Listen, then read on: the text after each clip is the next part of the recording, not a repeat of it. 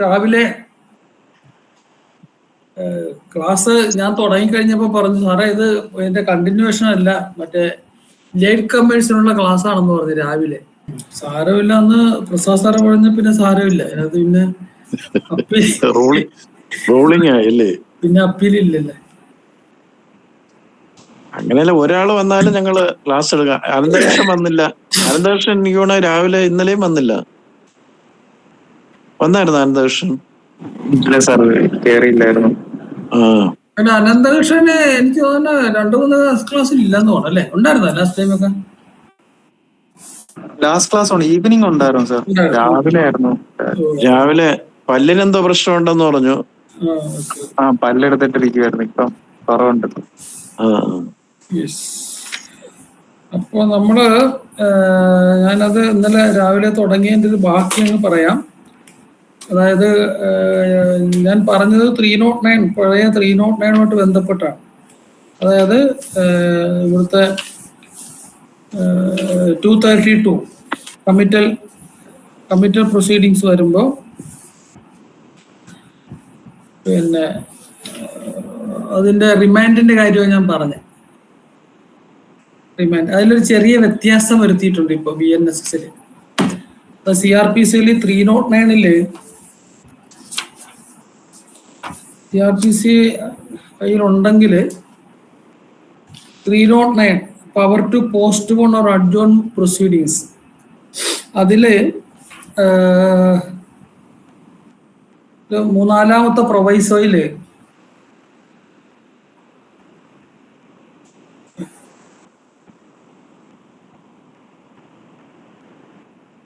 First പ്രൊവൈസോയില് provided that no magistrate shall remand an accused person to the custody under this section for a time exceeding 15 days at a time എന്നായിരുന്നു പഴയ 309-ല്. അതിൻ്റെ ഇപ്പോഴത്തെ പ്രൊവിഷനായിട്ടുള്ള 346-ല്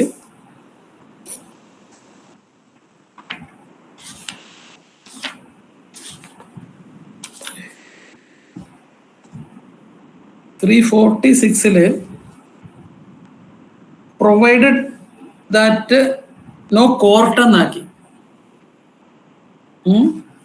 മുമ്പ് നോ മജിസ്ട്രേറ്റ് എന്നായിരുന്നത്, ഇപ്പോൾ no court shall remand an accused person to custody under this section for a time exceeding 15 days at a time എന്നാക്കി. അപ്പോ നേരത്തെ ഉണ്ടായിരുന്ന 309 it is applicable to this provision applicable to magistrate ആയിരുന്നു. ഇപ്പോൾ അതിന് പകരം അത് കോർട്ട് എന്നാക്കിയിട്ടുണ്ട്.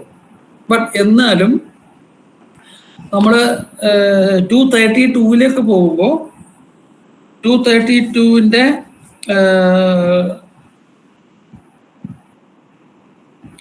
ക്ലോസ് B-യിൽ പറയുന്നത്, subject to the provisions of this Sanhita relating to bail, remand the accused to custody during and until the conclusion of the trial എന്നാണ്. ഇതാണ് ഞാൻ പറഞ്ഞത്.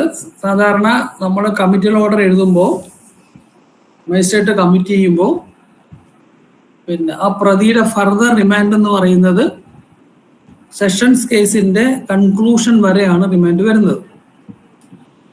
അപ്പൊ അതുകൊണ്ട് പിന്നീട് സെഷൻസ് കോടതി പിന്നെ റിമാൻഡ് അല്ല നോർമലി ചെയ്യുന്നത്, അവരെ ഞാൻ നേരത്തെ പറഞ്ഞ പോലെ സെൻഡ് ബാക്ക് ചെയ്യുകയാണ് ചെയ്യുന്നത്. കാരണം already he is remanded by the committal court until the conclusion of the trial. ഏതാ മറ്റേ കസ്റ്റഡി വരുന്ന കേസുകളിലെ കാര്യം പറയണേ. ബെയിലിൽ പോയിട്ടുണ്ടെങ്കിൽ പുതിയ 346 അനുസരിച്ചിട്ട് അവിടെ അത് ആപ്ലിക്കബിൾ ആകും. മനസ്സിലായില്ലേ? അപ്പൊ ആ ഒരു ചെറിയ വ്യത്യാസം ഞാനത് പറയാൻ വിട്ടുപോയെന്ന് പറഞ്ഞപ്പോൾ പറയാൻ വിട്ടുപോയി. അപ്പൊ അത് ശ്രദ്ധിച്ചോളണം. അങ്ങനൊരു ഡിസ്റ്റിങ്ഷൻ വരുന്നുണ്ട് അവിടെ 232-ൽ. ദെൻ പിന്നെ നമ്മൾ ഇമ്പോർട്ടൻ്റ് ആയിട്ട് പറഞ്ഞ കാര്യം 233 ആണ്.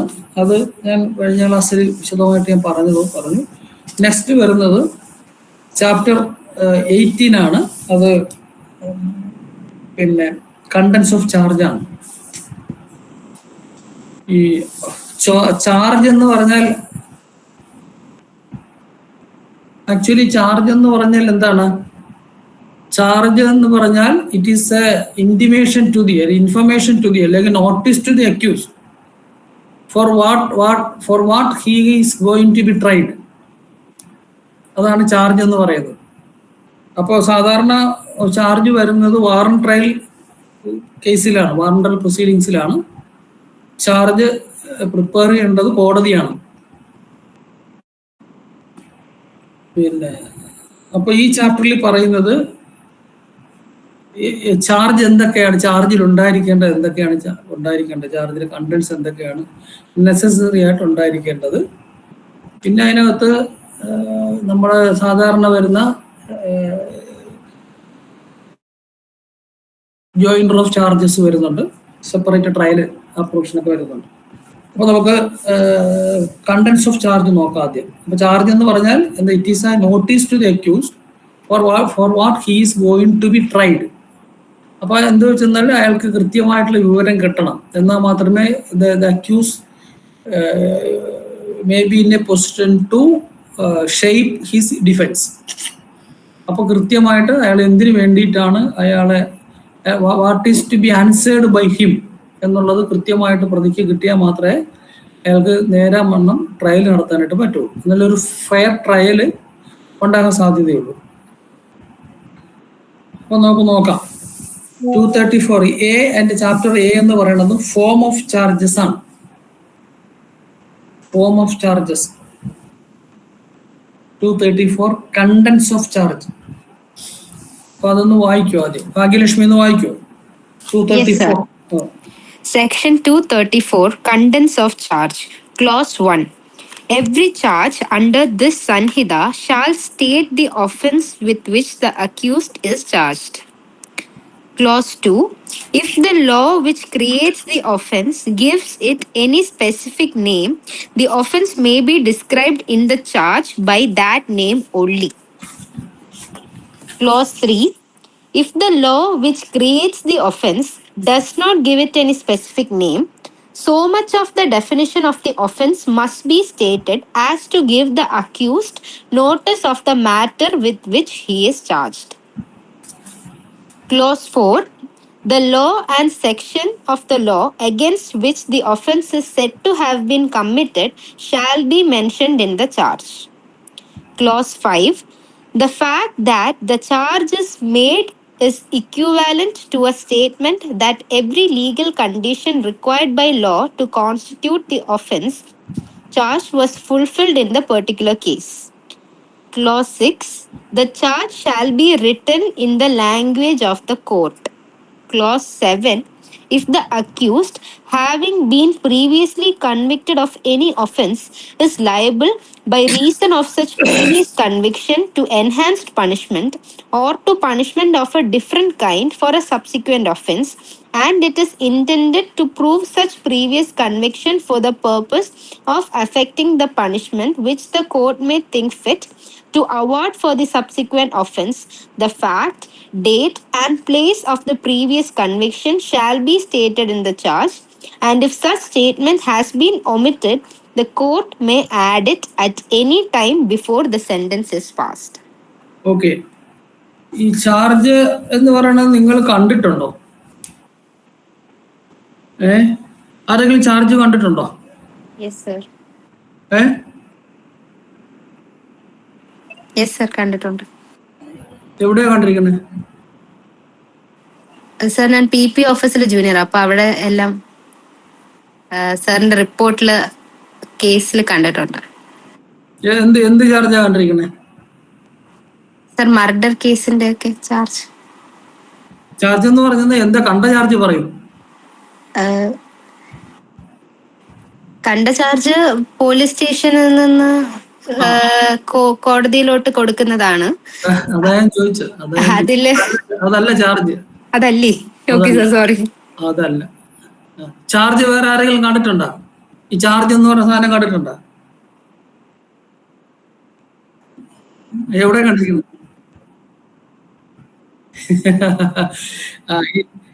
ചാർജ് എന്ന് പറയുന്നത് അത് കോടതി ഒരു ചാർജ് എഴുതും വാറന്റ് ട്രയലിന്. പിന്നെ ഭാഗ്യലക്ഷ്മി കണ്ടത് പോലീസിന്റെ അവരിങ്ങനെ ചാർജ് കുറ്റപത്രം എന്ന് പറഞ്ഞ് എഴുതിയിരിക്കുന്ന ഭാഗമാണ്. അതല്ല ഈ ചാർജ്. ഈ ചാർജ് എന്ന് പറയുന്നത് ഈ എല്ലാ വാറണ്ടറി കേസിനും ചാർജ് എഴുതേണ്ടത് കോടതിയാണ്. മനസ്സിലായ? അല്ലാതെ പോലീസിന്റെ ചാർജ് അല്ല.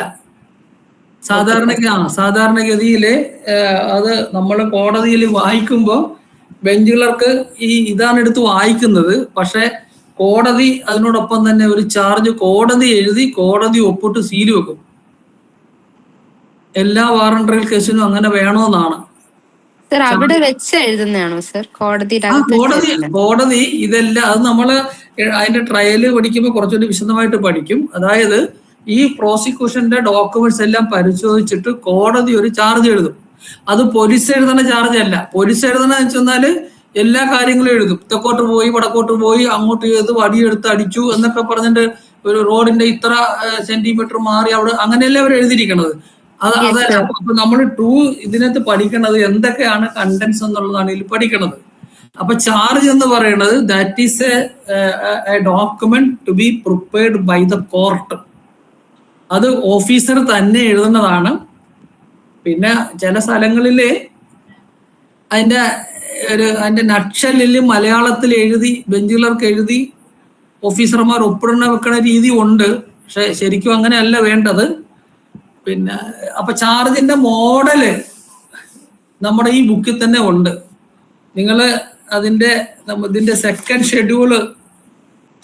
ഷെഡ്യൂൾ എടുക്കും. സംഹിതയുടെ സെക്കൻഡ് ഷെഡ്യൂളിൽ ഫോം നമ്പർ 32 എടുക്കും.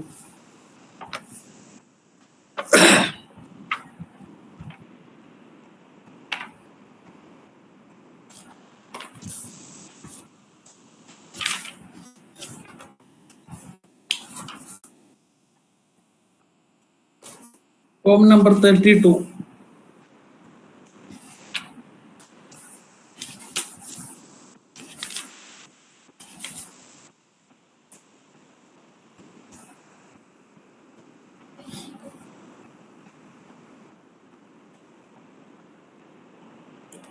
എടുത്തോ?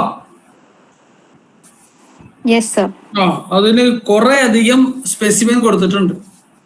ഒരു ചാർജ് എങ്ങനെയാണ് എഴുതേണ്ടതെന്നുള്ളതിന്റെ ഫോമാണ് കൊടുത്തിരിക്കണത്. ഇതായിരിക്കണം കോടതി എഴുതി വെക്കേണ്ടത്. മനസ്സിലായില്ലേ? അതില് ഒരുപാട് ഒഫൻസിന്റെ പലതരം ഒഫൻസിന്റെ പിന്നെ ഇത് കൊടുത്തിട്ടുണ്ട്. സെപ്പറേറ്റ് ഡിസ്റ്റിങ്ക്ട് ഒഫൻസിന്റെ പലതും കൊടുത്തിട്ടുണ്ട്.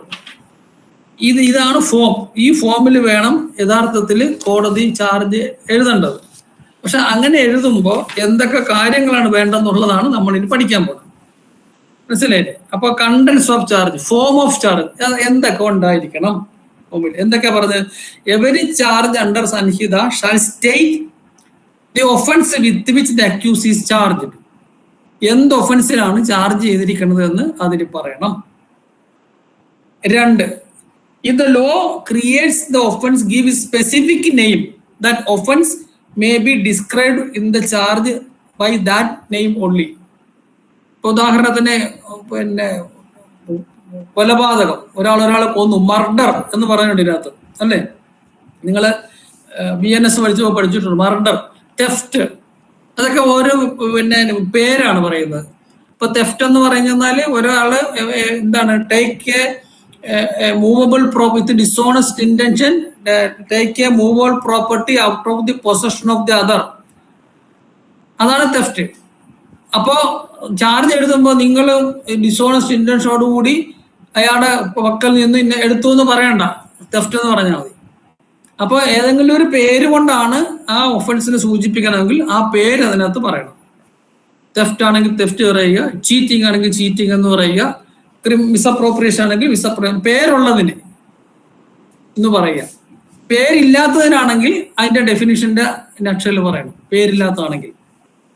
ദെൻ അടുത്ത മൂന്നാമത്തെ എന്താ വെച്ചെന്നാല് if the law which creates the offense does not give it a specific name, so much of definition of the offense must be stated. എന്തിനാണ്? as to give the accused notice of the matter. പ്രതിക്ക് മനസ്സിലാകണം എന്തിനാണ് നിങ്ങൾ പിന്നെ എന്ത് ചെയ്യുന്നത്. ഇപ്പൊ ഉദാഹരണത്തിന് ഒരു പബ്ലിക് സർവന്റിനെ തടഞ്ഞു, അതിന് പ്രത്യേക പേരൊന്നുമില്ല. അപ്പൊ നിങ്ങൾ പബ്ലിക് സർവന്റിനെ ഡ്യൂട്ടിയിലിരിക്കെ തടഞ്ഞു എന്ന് തന്നെ പറയണം. ചാർജിൽ അതുണ്ടായിരിക്കണം. 4. The law and the section of law against which the offense is said to have been committed.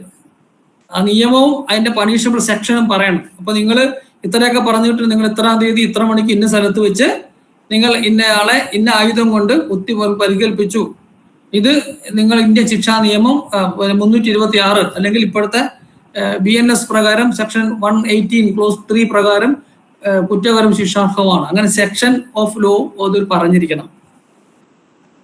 Then the fact that the charge is made is equivalent to a statement that every legal condition required by law to constitute the offense charge was fulfilled in a particular case. ഇപ്പൊ ഉദാഹരണത്തിന് നിങ്ങൾ BNSന്റെ 118 എന്ന് എടുത്തേ. BNS 118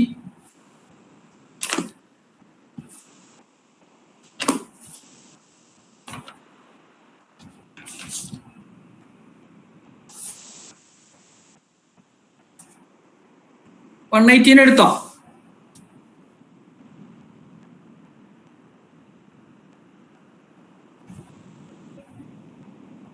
ഏ 118 എടുത്തോ? എല്ലാവരും ഉണ്ടല്ലോ.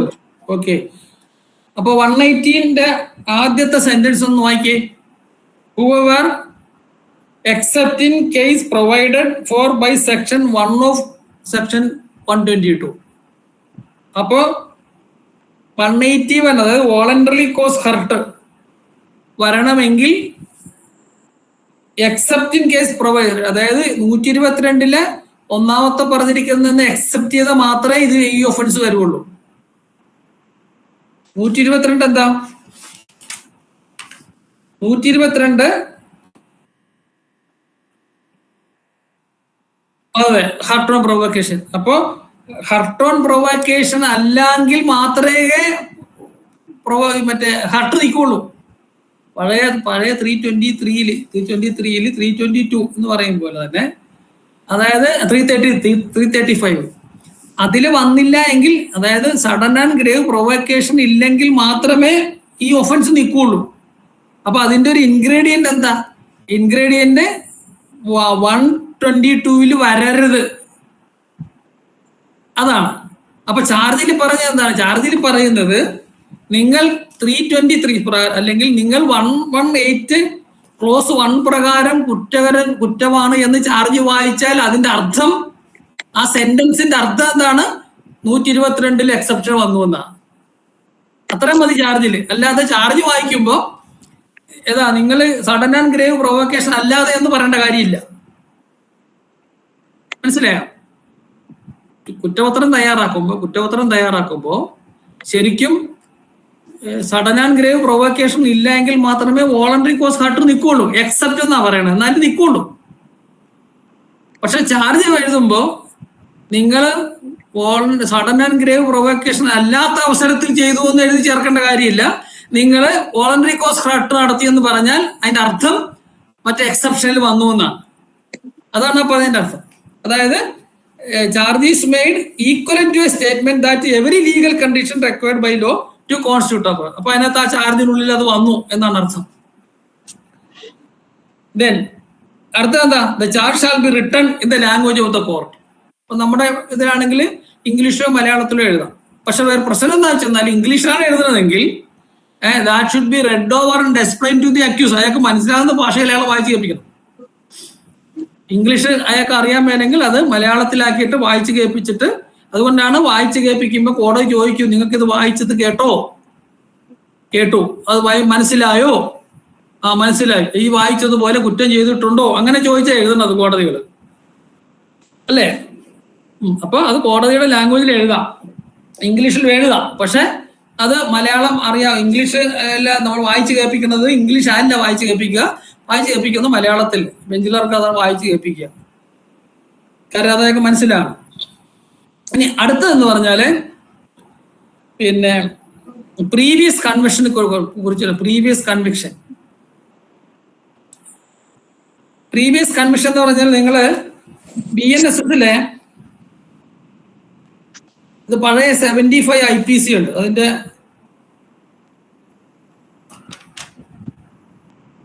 പഴയ 75, ഇപ്പോഴത്തെ എത്രയാണെന്ന് നോക്കട്ടെ.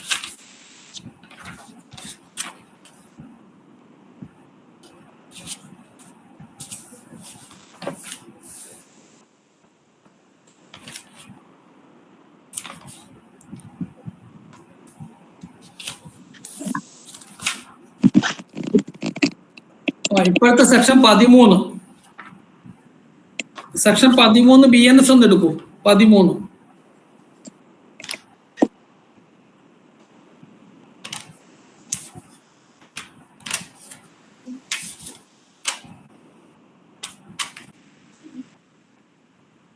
13 എടുത്തോ.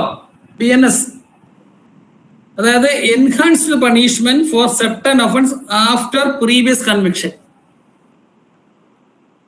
Whoever having been convicted by a court in India of any offence punishable under Chapter 10, Chapter 17 of Sanhita with imprisonment either discretion for a term of 3 years and upwards shall be guilty of offence punishable under either of those chapters with like imprisonment. അതായത് നേരത്തെ ഒരു കേസിൽ ശിക്ഷിക്കപ്പെട്ടിട്ടുണ്ടെങ്കിൽ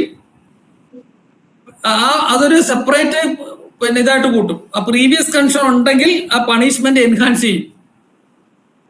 അതാണ് 13 എന്ന് പറയുന്നത്. അപ്പൊ ഇവിടെ പറയുന്നത് എന്താ വെച്ചാല് ചാർജില് അത് എഴുതേണ്ട കാര്യമാണ്. എന്താണ്? If the accused having been previously convicted of any offence is to punishment different kind. അതായത് പ്രീവിയസ് കൺവിക്ഷൻ ഉണ്ടെന്ന കാരണത്താൽ അയാൾക്ക് ഡിഫറെന്റ് പണിഷ്മെന്റ് ആണ് കൊടുക്കേണ്ടതെങ്കിൽ, സബ്സിക്വന്റ് ഒഫൻസ് കൊടുക്കേണ്ടതെങ്കിൽ, it is intended to prove such previous conviction for the purpose of affecting the punishment which the court may think fit to award the subsequent offense. അപ്പൊ ആ previous കൺവിക്ഷന്റെ പേരിൽ subsequent ഒഫൻസിന്റെ punishment enhance ചെയ്യണമെങ്കിൽ the fact, date, place of previous conviction shall be stated in the charge. And if such statement has been omitted, the court may add it at any time before the sentence is passed. അത് പറയാൻ കാര്യമുണ്ട്. അത് പറയാൻ കാര്യം വെച്ചെന്നാൽ നിങ്ങൾ പിന്നെ 242, അതായത് ഇപ്പോഴത്തെ വാറൻ ട്രയലിലെ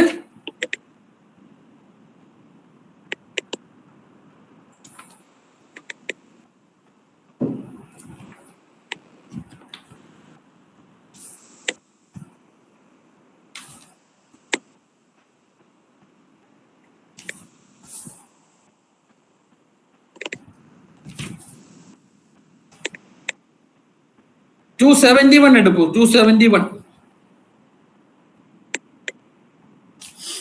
271 BNSSന്റെ 271 ക്ലോസ് 3. സ്റ്റെഫി ഒന്ന് വായിക്കൂ. 271 ക്ലോസ് 3 എടുത്താ? 271 എടുത്തോ? 271 ക്ലോസ് 3 എന്ന് വായിക്കൂ. Where in any case under this chapter a previous conviction is charged under the provisions of subsection 7 of section 234 and the accused does not admit that he has been previously convicted as alleged in the charge, the magistrate may, after he has convicted the said accused, take evidence in respect of the alleged previous conviction and shall record a finding thereon. Provided that no such charge shall be read out by the magistrate, nor shall the accused be asked to plead thereto, nor shall the previous conviction be referred to by the prosecution or in any evidence adduced by it, unless and until the accused has been convicted under subsection 2. അപ്പൊ നമ്മൾ previous conviction പറഞ്ഞപ്പോ 3 provision പറഞ്ഞു. ഒന്ന് section 13 of the BNS, മറ്റത് 234 close 7, പിന്നെ 271 close 3. അതായത് previous conviction ഉണ്ടെങ്കിൽ ആ പ്രീവിയസ് കൺവിക്ഷന്റെ ഡേറ്റും ഫാക്റ്റും എവിടെ വെച്ചാണ് കൺവിക്ട് ചെയ്തത് എന്ന് കൃത്യമായി ചാർജിൽ എഴുതണമെന്നാണ് 234(7) പറഞ്ഞത്. നമ്മൾ 271 വരുമ്പോൾ അവിടെ പറയുന്നതെന്ന് വെച്ചാല് അപ്പൊ അക്യൂസ്ഡ് ഞാൻ എന്നെ പ്രീവിയസ് കൺവിക്ട് ചെയ്തിട്ടില്ല അല്ലെങ്കിൽ ചെയ്തു എന്ന് സമ്മതിക്കുന്നില്ല എന്ന് വെച്ചോളൂ. ചെയ്തു എന്ന് സമ്മതിക്കുന്നില്ല എങ്കിൽ എന്താണ്? After he has convicted such accused, മറ്റേ ഒഫൻസിന് കൺവിക്ട് ചെയ്തതിന് ശേഷം ടേക്ക് എവിഡൻസ് അല്ലെങ്കിൽ ആ പ്രീവിയസ് കണ്ടിന്റെ എവിഡൻസ് അപ്പോഴും എടുക്കണം. പക്ഷെ പ്രൊവൈസറിൽ പറയാൻ എന്താണ്, ആ ചാർജ് ഏതാ പ്രീവിയസ് കൺവിക്ഷന്റെ ചാർജ് 234 ക്ലോസ് 7 പ്രകാരം എഴുതിയ ചാർജ് ഉണ്ടല്ലോ, ആ charge no such charge shall be read out by the magistrate nor shall the accused be asked to plead thereto. അതായത് ആ പ്രതിയെ അത് വായിച്ച് കേൾപ്പിക്കുകയോ അതിൽ കുറ്റം സമ്മതിക്കുന്നുണ്ടോ എന്ന് ചോദിക്കുകയോ ചെയ്യരുത്. ഒന്നുകൂടെ പറയുന്നുണ്ട്, nor shall the previous conviction be referred to by the prosecution. ആ പ്രോസിക്യൂഷൻ പോലും ആ പ്രീവിയസ് കണ്ണിനെ കുറിച്ച് റെഫർ ചെയ്യരുത്, എവിഡൻസിലും വരരുത്. Unless and until accused has been convicted subsection 2. അതായത് അയാളെ ട്രയൽ നടത്തുന്ന കേസ് ഒഫൻസിൽ ശിക്ഷിക്കുമ്പോഴല്ലാതെ ശിക്ഷിക്കുന്നത് വരെ ഈ ചാർജ് അയാളെ വായിച്ച് കേൾപ്പിക്കരുത്. ഏതാ പ്രീവിയസ് കൺവിക്ഷൻ്റെ. അപ്പൊ പ്രീവിയസ് കൺവിക്ഷന്റെ പ്രിൻസിപ്പിൾ മനസ്സിലായല്ലോ. പ്രീവിയസ് കൺവിക്ഷൻ്റെ സെക്ഷൻ 13 പറഞ്ഞിരിക്കുന്ന പ്രകാരം പ്രീവിയസ് കൺവിക്ഷൻ ഉണ്ട് എന്ന കാരണത്താൽ അയാൾക്ക് പണിഷ്മെന്റ് എൻഹാൻസ് ചെയ്യേണ്ടി വന്നാലത്തെ കാര്യമായി പറയണേ. അപ്പൊ 234(7) അനുസരിച്ചിട്ട് ചാർജ് ഒക്കെ എന്തൊക്കെ മെറ്റീരിയൽസ് ഉണ്ടായിരിക്കണമെന്ന് 234(7) പറയുന്നുണ്ട്. പ്രീവിയസ് കൺവിക്ഷന്റെ കേസിൽ എന്തൊക്കെ ഉണ്ടായിരിക്കണമെന്നാണ്, having been previously convicted and by reason of such previous conviction to enhanced punishment or to any punishment a different kind or subsequent offense and is intended to prove such previous conviction. And the previous conviction prove ചെയ്യേണ്ട സാഹചര്യം ഉണ്ടെങ്കിൽ എന്താ ചെയ്യേണ്ടത്, the fact, date and place of the previous conviction shall be stated in the charge. ചാർജിൽ അത്രയും കാര്യങ്ങൾ ഉണ്ടാവണം, എഴുതി വെക്കണം. പക്ഷേ എഴുതി വെച്ചാൽ ആ ചാർജ് പ്രതി എനിക്ക് പ്രീവിയസ് കൺവിക്ഷൻ ഉണ്ടോ എന്ന് സമ്മതിക്കാത്ത പക്ഷം ആ ചാർജ് വായിച്ച് കേൾപ്പിക്കരുത്. എപ്പോൾ വരെ, അൺലി ദാറ്റ് കേസ് ട്രയൽ നടക്കുന്ന കേസിൽ കൺവിക്ട് ചെയ്യുന്നവരെ വായിച്ച് കേൾപ്പിക്കുക മാത്രമല്ല, the fact with respect to the previous conviction shall not be referred by the prosecution and shall not be referred in the evidence also. എവിഡൻസിലും വരാൻ പാടില്ല പ്രീവിയസ് കൺവിക്ഷൻ ഉണ്ടെന്ന്. അത് രണ്ടാമത് എടുക്കാവുള്ളൂ. Suppose the accused disputed that I have not been previously convicted എന്ന് പറഞ്ഞാൽ അതിന്റെ evidence ഹാജരാക്കണം. അതെപ്പോഴാണ്, after that person is convicted under section 271 clause 2. പഴയ 242 ആയി പറയണേ, മനസ്സിലായില്ലേ? അപ്പൊ ഇത്രയും കാര്യങ്ങൾ എന്താണ് ചാർജിൽ ഉണ്ടായിരിക്കണം. 234 എന്ന് പറഞ്ഞാൽ എന്തൊക്കെയാണ് ചാർജിൽ ഉണ്ടായിരിക്കേണ്ടത് എന്നുള്ളത് 234 പറഞ്ഞു. ഇല്ലസ്ട്രേഷൻ കൂടെ വായിക്കാം നമുക്ക്, അപ്പൊ കുറച്ചുകൂടെ ക്ലിയർ ആവും. ഒന്ന് ഇല്ലസ്ട്രേഷൻ വായിക്കൂ. ആരാ വായിക്കാം? അനീഷ് ഒന്ന് വായിക്കോ, ഇല്ലസ്ട്രേഷൻ എ വായിക്കൂ. Okay, sir. A is charged with the murder of B. This is equivalent to a statement that A's act fell within the definition of murder given in section 100 and 101 of Bharatiya Nyaya Sanhita. That is, that it did not fall within any of the general exception of the said Sanhita, and that it did not fall within any of the 5 exceptions to section 101 thereof, or that if it did fall within exception 1 or other of the 3 proviso to that exception applied to it. അതായത് നിങ്ങൾ ഇത്ര തീയതി ഇത്ര മണിക്ക് ഇന്ന സ്ഥലത്ത് വെച്ച് നിങ്ങൾ പിന്നെ ഈ കേസിലെ മരണപ്പെട്ടയാളെ മർഡർ ചെയ്തു എന്ന് പറഞ്ഞാൽ അതിനകത്ത് എല്ലാമായി എന്താണ്, അതിനകത്ത് അത് എക്സെപ്ഷനിൽ വരുന്നില്ല, ഇതെല്ലാം അതിനകത്ത് വരും, ഒരു എക്സെപ്ഷനിലും വരുന്നില്ല എന്ന് ഇന്റർ മീനിങ് എന്ന് കിട്ടിക്കഴിഞ്ഞു. അപ്പൊ അത്രയും പറഞ്ഞു, മർഡർ എന്ന് മാത്രം പറഞ്ഞാൽ മതി. അല്ലാതെ നിങ്ങൾ ഇയാളെ കുത്തി പിന്നെ മുറിവേൽപ്പ്, ആ മുറിവ് മരണ കാരണമാണെന്ന് അറിഞ്ഞുകൊണ്ട് അല്ലെങ്കിൽ അതിന്റെ ഇന്റൻഷനോടുകൂടി അങ്ങനെ അന്ന് പറയേണ്ട കാര്യമില്ല, അത്രയും പറയേണ്ട കാര്യമില്ല. മനസ്സിലായില്ലേ? അതായത് എക്സെപ്ഷനിൽ വരേണ്ട കാര്യങ്ങൾ എക്സെപ്ഷനിൽ വരാത്തതാണ് എന്ന് പറയേണ്ട കാര്യമില്ല. നിങ്ങൾ ഇത്ര കൊല്ലണമെന്നുള്ള ഉദ്ദേശത്തോടുകൂടി കുത്തി എന്ന് പറഞ്ഞാൽ മതി, മർഡർ എന്ന് പറഞ്ഞാൽ മതി.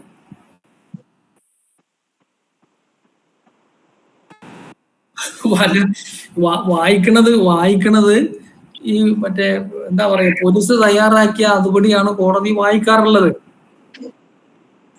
അതെ അതെ അതെ. ഇപ്പൊ നമ്മള് ഇത് പിന്നെ ഇപ്പൊ സമൻസ് കേസിൽ വായിക്കണ കണ്ടില്ലേ, നിങ്ങള് എന്താണ് അപാകമായും ഉദാസേനമായ മനുഷ്യജീവൻ ആപത്തൊക്കെ ഒരു അപകടത്തിൽ നിന്ന് പോലീസ് എഴുതുന്നത് അപ്പുറത്ത് റീപ്രൊഡ്യൂസ് ചെയ്യാണ് ചെയ്യണത്. മനസ്സിലായില്ലേ? അപ്പൊ നമ്മൾ എഴുതും, പക്ഷെ അത് എഴുതുമ്പോ കാണില്ല ഇത്. അതാണ് ഞാൻ പറഞ്ഞു വന്നത്. കോടതി തയ്യാറാക്കുന്ന ചാർജ് നിങ്ങൾ നോക്കിക്കോളൂ, അതിൽ ഇതൊന്നും കാണത്തില്ല. അത് ഈ ഫോമിൽ നമ്മൾ ഷെഡ്യൂളിൽ പറഞ്ഞ ഫോം 32 പറയുന്ന അതേ ഫോമാറ്റിലായിരിക്കും വരുന്നത്. അതപ്പോ അതിന്റെ ഗുണം എന്താ വെച്ചാൽ കോടതിക്ക് ഒരു ഗുണമുണ്ട്. എന്താ വെച്ചാൽ അത് ഫില്ലപ്പ് ചെയ്ത് വിട്ടാൽ മതി. മനസ്സിലായില്ലേ? അതിന്റെ പ്രധാനപ്പെട്ട മെറ്റീരിയൽ പാർട്ട് മാത്രം എഴുതിയാൽ മതി, ബാക്കിയൊന്നും എഴുതേണ്ട കാര്യമില്ല. ഈ മറ്റേ എന്താണ് റോഡിന്റെ ഇടതുവശത്തെ ടാർ പോർഷനിൽ നിന്ന് അങ്ങോട്ട് മാറി അത് അങ്ങനെയൊന്നും എഴുതേണ്ട കാര്യമില്ല. സ്ഥലം പറയണം, ഏത് സ്ഥലമോ സമയവും പറയണം, അത്രയും പറഞ്ഞാൽ മതി. ബാക്കി കാര്യങ്ങളൊക്കെ നെസസറി ആയിട്ടുള്ള ഇൻഗ്രീഡിയന്റ് ആയിട്ട് പറഞ്ഞാൽ മതി. ഇനി അടുത്ത പിന്നെ ഇല്ലസ്ട്രേഷൻ കൂടെ വായിക്കും. അനന്തകൃഷ്ണൻ ഒന്ന് വായിക്കും അടുത്ത illustration. A is charged under subsection 2 of section 118 of the Bharatiya Nyaya Sanhita 2023 with voluntarily causing grievous hurt to B by means of an instrument for shooting. This is equivalent to a statement that the case was not provided for by subsection 2 of section 122 of the said Sanhita and that the general exceptions did not apply to it. അതായത് ഞാൻ നേരത്തെ പറഞ്ഞ example ആണത്. അതായത് 118 voluntary cause grievous hurt to be പിന്നെ എന്ന് പറഞ്ഞാൽ you on such and such date voluntary cause grievous hurt to CW1 എന്ന് പറഞ്ഞാൽ അതിന്റെ അർത്ഥം എന്ന് വെച്ചാൽ അത് 335 അല്ലെങ്കിൽ 122 വരികയെന്നാണ്. സഡൻ ആൻഡ് ഗ്രേവ് പ്രൊവോക്കേഷൻ അല്ല ഇത് ചെയ്തെന്നുള്ള അർത്ഥം കിട്ടിക്കഴിഞ്ഞോടെ. അല്ലാതെ അത് വേണ്ട കാര്യമില്ല. അതിനകത്ത് വേറൊരു സംഗതി എന്ന് വെച്ചാൽ നമ്മൾ സാധാരണ കോടതിയിലെ എവിഡൻസ് വരുമ്പോ suppose after appreciating the evidence, suppose the court finds that an accused committed an offense punishable under section 326 എന്ന് ഫൈൻഡ് ചെയ്യണമെങ്കിൽ there must be a finding to the effect that the action of the accused, the act of the accused will not come under the purview of section 335. 335 വന്നില്ല എന്ന ഒരു finding വേണം 326 find ചെയ്യാൻ. കാരണം 326 definition പോകുന്നത് അങ്ങനെയാ. അല്ലെങ്കിൽ 180 ഡെഫിനിഷൻ പോകുന്നത് except in the other case എന്ന് പറഞ്ഞിട്ട്, except in the case stated in 122 sudden and grave provocation. അപ്പൊ ഒരു പോസിറ്റീവായി ആ ഒഫൻസ് പ്രൂവ് ചെയ്യണമെങ്കിൽ പ്രോസിക്യൂഷൻ പ്രൂവ് ചെയ്യേണ്ട കാര്യം എന്താ? പ്രോസിക്യൂഷൻ പ്രൂവ് ചെയ്യേണ്ടത് 122 ഇത് വരികയില്ല എന്ന് പ്രൂവ് ചെയ്യണം. പോസിറ്റീവായിട്ട് പ്രൂവ് ചെയ്താലേ വരുവുള്ളൂ. ആ ഡെഫിനിഷൻ വെച്ചിട്ട് അങ്ങനെയാ പറയുന്നത്. പക്ഷെ ചാർജ് എഴുതുമ്പോ നിങ്ങൾ 118 പ്രകാരമുള്ള കുറ്റം ചെയ്തിരിക്കുന്നു എന്ന് ആരോപിച്ചാൽ അതിന്റെ അർത്ഥം നിങ്ങളുടെ പ്രവൃത്തി 122 വരികയില്ല എന്നായി. അതാണ് ആ പറഞ്ഞതിന്റെ എക്സ്പ്ലനേഷൻ. മനസ്സിലായില്ലേ? ദെൻ അടുത്ത ഇല്ലസ്ട്രേഷൻ ഒന്ന് വായിക്കൂ. ആരാ വായിക്കണ? സഫീല ഒന്ന് വായിക്കൂ. വായിക്കാം sir. A is accused of murder, cheating, theft, extortion or criminal intimidation or using a false property mark. The charge may state that A committed murder or cheating or theft or extortion or criminal intimidation or that he used a false property mark without reference to the definitions of those crimes contained in the Bharatiya Nyaya Sanhita 2023, but the sections under which the offence is punishable must in each instance be referred to in the charge. നമ്മൾ നേരത്തെ പറഞ്ഞതാണ് അത്. അതിന്റെ definition മൊത്തമായിട്ട് പറയേണ്ട കാര്യമില്ല. Cheating നടത്തി അല്ലെങ്കിൽ തെഫ്റ്റ് അല്ലെങ്കിൽ എക്സ്റ്റോർഷൻ നടത്തി എന്ന് പറഞ്ഞാൽ മതി. അല്ലാതെ അതിന്റെ മാനർ കംപ്ലീറ്റ് പറയണമെന്നില്ല. സെക്ഷൻ ഓഫ് ഒഫൻസ് പറഞ്ഞാൽ മതി. അത് പേരില്ലെങ്കിൽ അത് ഡെഫിനിഷൻ പറയണം. ഡെഫിനിഷൻ മൊത്തം പറയണ്ട. പിന്നെ ചെറിയ രൂപത്തിൽ പറഞ്ഞു. ഉദാഹരണത്തിന് ഞാൻ നേരത്തെ പറഞ്ഞില്ലേ, അതായത് ഒരു public servant while he has been discharging his official duty he was deterred from doing his official duty. അതിന് പേരൊന്നുമില്ല, ഒഫൻസിന് പേരൊന്നുമില്ല. അപ്പൊ എന്താ പറയേണ്ടത്? അപ്പോ ഇത്രാം തീയതി ഇത്ര മണിക്ക് CW1 പേര് പറഞ്ഞിട്ട് അയാള് പിന്നെ കൃത്യനിർവഹണം നടത്തിക്കൊണ്ടിരിക്കെ അയാളുടെ കൃത്യനിർവഹണം തടസ്സപ്പെടുന്ന രൂപത്തിൽ പ്രവർത്തിച്ചു, അങ്ങനെ തന്നെ പറയണം. പേരില്ലെങ്കിൽ. പേരുണ്ടെങ്കിൽ അത്. അതേസമയം പിന്നെ ഇപ്പൊ ഒരു പബ്ലിക് സർവന്റിനെ ഡ്യൂട്ടി സമയത്ത് തടയുകയും ഡ്യൂട്ടി സമയത്ത് പിന്നെ പരിക്കേൽപ്പിക്കുകയും ചെയ്യുന്നു, ആയുധം കൊണ്ട് പരിക്കേൽപ്പിക്കുകയും ചെയ്യുന്നു ചോദിച്ചോളൂ. മനസ്സിലായില്ലേ? ഇപ്പൊ ഗ്രീവസ് കട്ട് സംഭവിക്കുന്നു, ഡ്യൂട്ടി തടസ്സപ്പെടുത്തിയും ഗ്രീവസ് കട്ട് സംഭവിക്കുന്നു. അപ്പൊ ഗ്രീവസ് കട്ട് സംഭവിച്ചാൽ ഗ്രീവസ് കട്ട് എന്ന് എഴുതിയാൽ മതി, കമ്മിറ്റഡ് ഗ്രീവസ് കട്ട്, ഇത് എന്നെ ഒപ്പം കൊണ്ടെന്ന് എഴുതിയാൽ മതി. പക്ഷെ ഡ്യൂട്ടി തടസ്സപ്പെടുത്തിയതിന് ഡ്യൂട്ടി തടസ്സപ്പെടുത്തിയെന്ന് തന്നെ എഴുതണം, ആ ഡെഫിനിഷന്റെ സാധനം വരണം. അതാണ് ഏതാ അതായത് സെക്ഷൻ കൃത്യമായിട്ട് പറയണം. ഏത് സെക്ഷൻ, അത് നമ്മൾ പറഞ്ഞില്ല, ഏത് സെക്ഷൻ എന്ന് പറയണം, കൃത്യമായിട്ട് പറയണം. ഒഫൻസ് ഏതാണ്? അല്ല അല്ല അല്ല മർഡർ എന്ന് പറഞ്ഞാൽ മതി. അത് പറയണം. മർഡർ അല്ല, സെക്ഷൻ പറയണം. കാരണം മർഡർ എന്ന് പറഞ്ഞാൽ 302 വരും, പിന്നെ അതിനിടക്ക് തന്നെ മറ്റേ 304 വരും, പലതും വരുമല്ലോ. ഏതാണെന്നുള്ളത് കൃത്യമായി പ്രതിക്ക് മനസ്സിലായി. ഏത് സെക്ഷൻ വെച്ചിട്ടാണ് അയാളെ ചാർജ് ചെയ്യണം എന്നുള്ളത് അയാൾക്ക് അറിയണം. അപ്പൊ അത് പറയണം കൃത്യമായിട്ട്. പേര് മാത്രം പറഞ്ഞാൽ പോരാ, സെക്ഷൻ പറയണം. അത് നമ്മൾ ഇതിനകത്ത് പറഞ്ഞില്ലേ, നാലാമത്തത് the law and section of law against the offense is said to have been committed. അത് പറയണം, അതിനകത്ത് കൃത്യമായിട്ട് പറയണം. ഇനി ഒരു ഇല്ലസ്ട്രേഷൻ കൂടെ ഉണ്ട്, അതുകൂടെ വായിക്കും. വായിക്കാം സർ. വായിക്കും. A is charged under section 219 of Bharatiya Nyaya Sanhita 2023 with intentionally obstructing a sale of property offered for sale by the lawful authority of a public servant. The charge should be in those words. ഞാൻ നേരത്തെ പറഞ്ഞാണത്. അതായത് public സർവന്റിനെ തടയണമെങ്കിൽ അത് public servant തടഞ്ഞു എന്നുള്ള അതേ വേഴ്സിൽ തന്നെ പറയണം. കാര്യം അതിന് നേരത്തെ ഒഫൻസിന്റെ നെയിം ഇല്ല. അപ്പൊ ഇതാണ് പ്രിലിമിനറി ആയിട്ട് കണ്ടൻസ് ഓഫ് ചാർജ് എന്ന് പറയുന്നത്. അപ്പൊ അതിനകത്ത് വരുന്ന ശ്രദ്ധിക്കേണ്ട ഒരു കാര്യം 235 ക്ലോസ് 7 ആണ്. 235 ക്ലോസ് 7 എന്ന് പറയുമ്പോൾ പ്രീവിയസ് കൺവിക്ഷൻ്റെ ആണ്. നമ്മൾ അതുമായിട്ട് ബന്ധപ്പെട്ട് രണ്ട് സെക്ഷൻ 13 BNS നോക്കി, അതുപോലെ തന്നെ വേറെ ഏതാ നോക്കിയാ 271 അല്ലെ, 271 കൂടെ നോക്കി, 271 ക്ലോസ് 3 കൂടെ നോക്കി. അത് നമ്മൾ ട്രയൽ പഠിക്കുമ്പോൾ, വാറന്റ് ട്രയൽ പഠിക്കുമ്പോൾ കുറച്ചുകൂടി വിശദമായിട്ട് പഠിക്കും അത്. പക്ഷെ എന്നാലും ഇത് മനസ്സിൽ വേണം, ചാർജിന്റെ കണ്ടൻസിൽ അത് വേണം. അതിന്റെ fact, date, place of previous conviction അത് വേണം. പക്ഷെ അത് എഴുതി വെച്ചാൽ വായിച്ച് കേൾപ്പിക്കാൻ പാടില്ല. വായിച്ച് കേൾപ്പിക്കുന്നത് ആഫ്റ്റർ കൺവിക്ഷനെ പറ്റുള്ളൂ. വായിച്ച് കേൾപ്പിക്കാന്ന് മാത്രമല്ല, കോടതി വായിച്ച് കേൾപ്പിക്കരുതെന്ന് മാത്രമല്ല പറയണത്, അതിനെപ്പറ്റി റെഫർ ചെയ്യുക പോലും ചെയ്യാൻ പാടില്ല. അത് പ്രിജുഡീസ് ഉണ്ടാക്കും പിന്നെ കോടതിയുടെ മനസ്സിൽ. അതുകൊണ്ടാണ് അത് ഒഴിവാക്കണമെന്ന് പറയുന്നത്. ദെൻ ഇനി നെക്സ്റ്റ് ചാർജിൽ ഉണ്ടായിരിക്കേണ്ട പ്രധാനപ്പെട്ട 1-2 കാര്യങ്ങൾ പ്രത്യേക സെക്ഷനിൽ പറഞ്ഞിട്ടുണ്ട്. 235 ആണത്. അത് ഇനി ആരാ വായിക്കുക? അംജദ് വായിക്കുമോ? 235.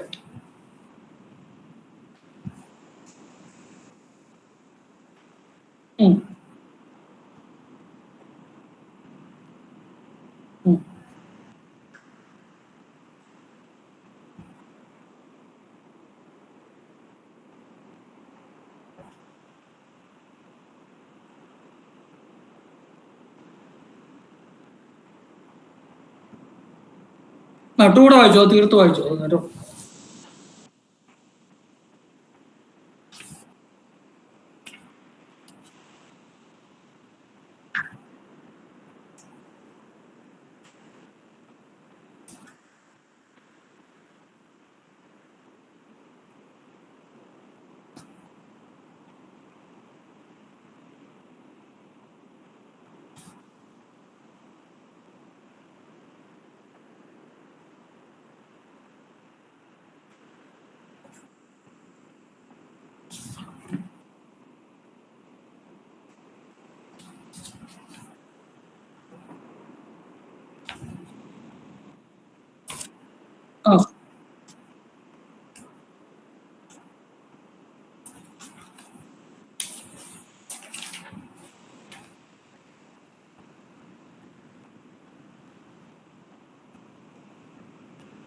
നിങ്ങളുടെ ഇത് ക്രിമിനൽ റൂൾസ് ഓഫ് പ്രാക്ടീസ് ഉണ്ടോ? ആരെങ്കിലും കയ്യിലുണ്ടോ?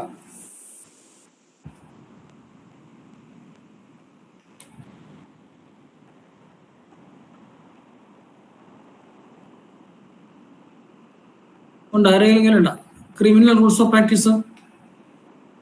അത് നോട്ട് ചെയ്ത് വെച്ചാൽ അതിന്റെ സെക്ഷൻ 64 കേട്ടോ. ക്രിമിനൽ റൂൾസ് ഓഫ് പ്രാക്ടീസിന്റെ സെക്ഷൻ 64 അതിനകത്ത് നമ്മളെ ഈ charges of previous conviction to be set out separately if it is proposed to prove several previous convictions against an accused person for the purpose of effective punishment under 236 and subsection 3 of 248, they shall be set forth separately, each under distinct head of the charge.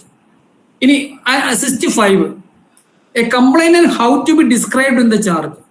The person against whom an offence is alleged to have been committed shall be described in the charge by his name, not by his position in the case of the prosecutor or witness. മനസ്സിലായില്ലേ? അതായത് പിന്നെ ചാർജില് prosecution അത് CW1, അപ്പൊ നമ്മൾ charge witness എന്നാ CW1, CW2, CW3 ഇങ്ങനെയാണ് പറയണത്. Charge witness CW1 ആണ് പരിക്ക് പറ്റിയതെങ്കിൽ ചാർജിൽ CW1 എന്ന് പറഞ്ഞാൽ പോരാ, അയാളുടെ പേര് പറയണം റൂൾസ് ഓഫ് പ്രാക്ടീസ് അനുസരിച്ചിട്ട്. ഇനി പെർട്ടിക്കുലേഴ്സ് നോക്കിക്കോളൂ. എന്താണ്? ദ ചാർജ് ഷാൽ കണ്ടെയ്ൻ എന്തൊക്കെ ഉണ്ടായിരിക്കണം? The particulars as to time, place of alleged offence and persons any against whom or thing in respect of which it was committed. ആർക്കെതിരായിട്ടാണ് offence വന്നിരിക്കുന്നത് അയാളെ പിന്നെ അറിയണം, അയാൾ ആരാണെന്ന് പ്രതി അറിയണം. അതാണ് പിന്നെ നമ്മുടെ റൂൾസ് ഓഫ് പ്രാക്ടീസ്. CW1 നിങ്ങൾ ഉപദ്രവിച്ചു എന്ന് പറഞ്ഞാൽ പോരാ, CW1 പേര് പറയണം, ഇന്നയാളെന്ന് പറയണം. മോഷണ മുതലാണെങ്കിൽ ഇന്ന സാധനം മോഷ്ടിച്ചു എന്ന് കൃത്യമായിട്ട് പറയണം. അല്ലെ ഇത്ര രൂപ വിലയുള്ള ഇന്ന സാധനം മോഷ്ടിച്ചു, അല്ലെങ്കിൽ വെറുതെ മോഷ്ടിച്ചു, മോഷണം നടത്തിയത് മാത്രം പറഞ്ഞാൽ പോരാ. അപ്പൊ ടൈം വേണം, പ്ലേസ് വേണം, പേഴ്സൺ ആണെങ്കിൽ അത് വേണം, തിങ് ആണെങ്കിൽ അതിനെ കുറിച്ചുള്ള ഡിസ്ക്രിപ്ഷൻ വേണം. എന്തിനാണ്?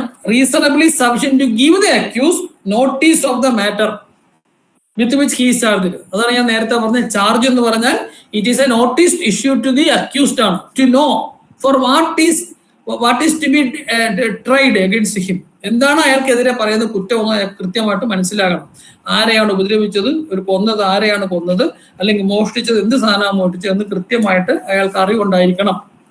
Then when the accused is charged with criminal breach of trust or dishonest misappropriation of money or other movable property, it shall be sufficient to specify the gross sum as the case may be, describe the movable property in respect of which the offence is alleged to have been committed. അതായത് criminal breach of trust. ഇപ്പൊ ഒരാള് ഒരു സ്ഥാപനത്തിൽ ഇരുന്നുകൊണ്ട് ഒരുപാട് തവണ ഈ മണി manipulate ചെയ്ത് എടുക്കുന്നു എന്ന് വെച്ചാൽ അതിന്റെ ഗ്രോസ് സം പറഞ്ഞാൽ മതി. അല്ല ഓരോ പ്രാവശ്യം ഓരോ ദിവസവും ഇത്ര രൂപ പിന്നെ വിസപ്രവചിച്ചു പറഞ്ഞ കാര്യമില്ല, അതിന്റെ ഗ്രോസ് സം പറഞ്ഞാൽ മതി. പിന്നെന്താണ്? The dates between the offence is alleged to have committed without specifying the particular item or exact date, and the charges of frame shall be deemed to be a charge of one offence within the meaning of 242. അതായത് ഓരോ ദിവസവും ഇത്ര amount അടിച്ചു മാറ്റി എന്ന് പറയേണ്ട കാര്യമില്ല. അതിന്റെ ഗ്രോസ് സം പറഞ്ഞാൽ അതിന്റെ അർത്ഥം അത് പ്രത്യേകം പറഞ്ഞതായിട്ടാണ്. എക്സാക്ട് ഡേറ്റ് പറയണമെന്നില്ല. ഇത് ക്രിമിനൽ ബ്രീച്ച് ഓഫ് ട്രസ്റ്റിനും മിസ്അപ്രോപ്രിയേഷനും ബാധകമായിട്ടുള്ള ഒരു ഇതാണ്. അതിന്റെ ബാക്കി ഒഫൻസ് സംബന്ധിച്ചുള്ള കാര്യം നമ്മൾ സബ്സിക്വന്റ് പ്രൊവിഷനിൽ പഠിക്കും. അപ്പൊ ഇത്രയും കാര്യങ്ങളാണ് ചാർജിൽ നിർബന്ധമായിട്ട് ഉണ്ടായിരിക്കുന്നത്. Provided that the first time included the first and last date shall not exceed 1 year. അതായത് ക്രിമിനൽ ബ്രീച്ച് ഓഫ് ട്രസ്റ്റില് ഇപ്പൊ സാധാരണ ഈ മിസ്അപ്രോപ്രിയേഷനും ക്രിമിനൽ ബ്രീച്ച് ഓഫ് ട്രസ്റ്റും ഒക്കെ ഈ ബാങ്കിന്റെയോ അല്ലെങ്കിൽ അതേപോലെയുള്ള ഉദ്യോഗസ്ഥന്മാർ നടത്തുമ്പോൾ അവരിത് മിസ്അപ്രോപ്രിയേറ്റ് ചെയ്യാൻ തുടങ്ങിയെന്ന പിന്നെ ഒരു കുറച്ച് തുക മിസ്അപ്രോപ്രിയേറ്റ് എന്ന് നിർത്തത്തില്ലല്ലോ. ഇതിങ്ങനെ കണ്ടിന്യൂ ചെയ്തേണ്ടിരിക്കും. അപ്പൊ അവസാനം ഇത് കോടിക്കണക്കിന് രൂപ വരുമ്പോഴായിരിക്കും ഇത് പിടിക്കപ്പെടുന്നത്. അപ്പൊ പിടിക്കപ്പെടുമ്പോൾ എന്ത് പറ്റും വെച്ചെന്നാല് എന്താണ്, ഇത് പല ദിവസങ്ങളിലായിട്ട് എടുത്തതായിരിക്കും. ഇപ്പൊ പല ദിവസങ്ങൾക്ക് ഓരോ ദിവസവും മെറ്റിക്കുലസ് ആയിട്ട് എടുത്ത് നോക്കിയിട്ട് ചാർജിൽ പറയേണ്ട കാര്യമില്ല. എന്താണ് അതിന്റെ ഗ്രോസ് സം പറഞ്ഞാൽ മതി, എക്സാക്ട് ഡേറ്റ് പറയേണ്ട കാര്യമില്ല. പിന്നെ എന്ന് വെച്ചാൽ അത് 1 വർഷത്തിനുള്ളിലുള്ളത് ഒരുമിച്ച് പിന്നെ എടുക്കാം. 1 year അപ്പുറത്ത് പോയെന്ന് അടുത്ത ചാർജ് ആയിട്ട് കൊടുക്കണം എന്നുള്ളതാണ്. ഇതിന്റെ ഡീറ്റെയിൽ ആയിട്ട് നമ്മൾ ഇനി സെപ്പറേറ്റ് ട്രയൽ സെപ്പറേറ്റ് ചാർജും പഠിക്കും. അപ്പോൾ പഠിക്കും. ഇതാണ് 235. അപ്പൊ അതിന്റെ ഏകദേശം ചാർജിൽ ഉണ്ടായിരിക്കേണ്ട സംഗതികൾ എന്തൊക്കെയെന്ന് മനസ്സിലായല്ലോ. ദെൻ 236 എപ്പോഴാണ് ഇത് ഈ മാനർ കുറ്റം ചെയ്ത രീതി പറയേണ്ടത് എപ്പോഴാണെന്ന്?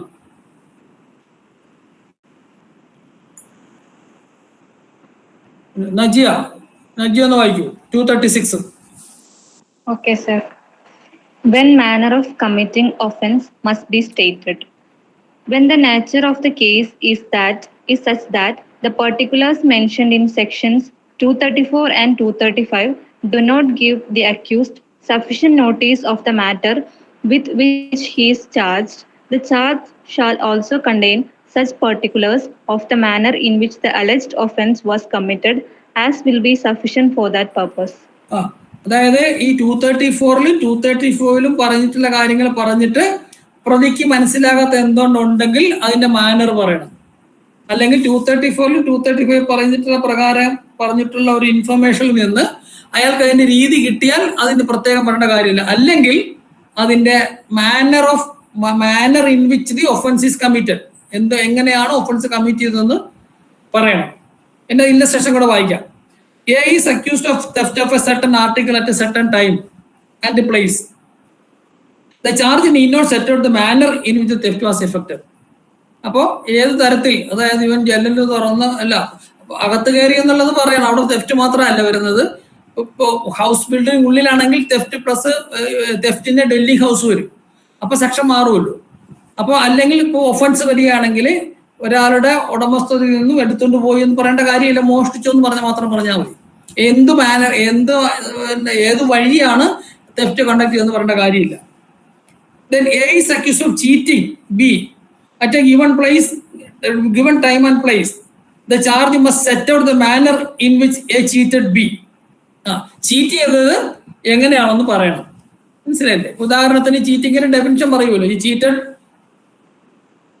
എന്താ പറയുക, ബിലീവിങ് ദ പെർസൺ അല്ലെ, representation made by, acted dishonestly with dishonest intention, cheated CW1 and thereby he delivered a property. അങ്ങനെയാണ് ചീറ്റിങ് വരുന്നത്. അപ്പൊ അങ്ങനെ എങ്ങനെയാണ് അത് ചതിച്ചത് എന്ന് പറയണം. ഇപ്പൊ ജോലി വാങ്ങി തരാമെന്ന് പറഞ്ഞ് ഇത്ര രൂപ വാങ്ങി എന്ന് പറഞ്ഞാൽ ആ ചീറ്റിങ്ങിന് അത് പറയണം. Then A is accused of giving false evidence at a given time and place. The charge must false evidence കൊടുക്കുന്ന കേസുകൾ എന്ത് ഫാൾസ് എവിഡൻസ് ആണ് കൊടുത്തതെന്ന് അയാളോട് പറയണം. ചുമ്മാ ഫാൾസ് എവിഡൻസ് കൊടുത്തെന്ന് പറഞ്ഞാൽ പോരാ. ഫാൾസ് എവിഡൻസ് എന്ത് ഫാൾസ് എവിഡൻസ് ആണ് കൊടുത്തത് എന്ന് അയാളോട് ചാർജിൽ എഴുതി പറയണം. The A is accused of obstructing B, a public servant, in the discharge of his public functions at a given time and place. The charge must set out the manner in which A obstructed B in the discharge of his office function. എങ്ങനെയാണ് തടസ്സപ്പെടുത്തി എന്നുള്ളത് പറയണം. A is accused of murder of B at a given time and place. The charge need not set the manner in which A murdered. എങ്ങനെ എപ്രകാരം കൊലപ്പെടുത്തി എന്ന് പറയേണ്ട കാര്യമില്ല. A accused of disobeying the direction of law with intent to save B from the punishment. The charge must set out the disobedience charged and the law infringed. നിയമപ്രകാരമുള്ള ഒരു prosecution രക്ഷിക്കുന്നതിന് വേണ്ടി ഒരാളെ രക്ഷിക്കുന്നതിന് വേണ്ടി വേറൊരാളെ തടയണമെങ്കിൽ അത് ഏത് പ്രകാരമാണ് അത് ചെയ്തതെന്ന് പറയണം, മാനർ പറയണം. അതാണ് 236. എല്ലാത്തിൻ്റെ മാനർ പറയേണ്ട കാര്യമില്ല. ചില ഒഫൻസിന്റെ ഒക്കെ മാനർ കൃത്യമായിട്ട് പറയണം. പറയുന്നത് എന്തിനാന്ന് വെച്ചാൽ പ്രതിക്ക് എന്തിനാണോ അയാളെ ട്രയൽ നടത്തുന്നതെന്നും അയാൾക്ക് അറിയാൻ വേണ്ടിയിട്ടാണ്.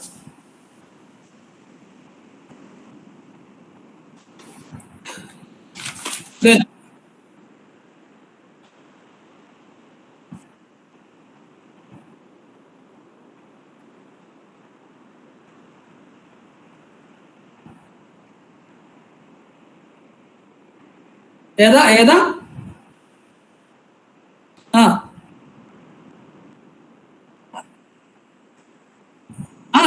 അതായത് 234-ലും 235-ലും പറഞ്ഞ കാര്യങ്ങളുണ്ടല്ലോ, അത് പറഞ്ഞിട്ട് അയാൾക്ക് മനസ്സിലാകാതെ വരുന്ന പക്ഷം, അങ്ങനെ വരുന്ന കേസുകളിൽ അതിന്റെ മാനർ പറയണമെന്നാണ്.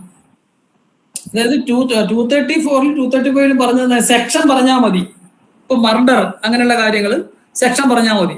പക്ഷെ ചില കാര്യങ്ങൾ അങ്ങനെ പറഞ്ഞാൽ മനസ്സിലാകാത്ത സംഗതികളുണ്ടെങ്കിൽ അവിടെ അതിന്റെ മാനർ പറയണം. അല്ലല്ല അങ്ങനെയല്ല, അത് കോടതിയുടെ ഡ്യൂട്ടിയാണ് അങ്ങനെ വേണമെന്നുള്ളത്. അത് ലോയാണ്, സബ്സ്റ്റാൻഡ് ലോയാണത്.